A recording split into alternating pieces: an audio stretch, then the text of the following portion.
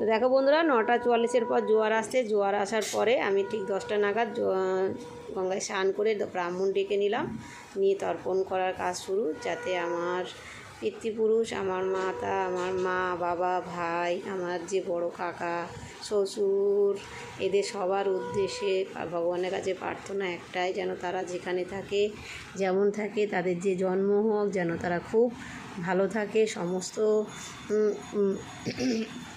বিপদ থেকে তারা সেখানেও যেন রক্ষা করে। তাই তাদের উদ্দেশ্যে আজ এই তর্পণ।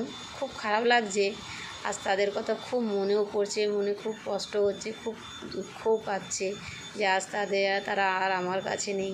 কেননা যাদের মা বাবা আছে তারা জানে, আর যাদের মা বাবা নেই তারাও জানে যে বাবা মা কতটাই সবার কাছে মূল্যবান, আর কতটা যে আশ্রয়ে একটা জায়গা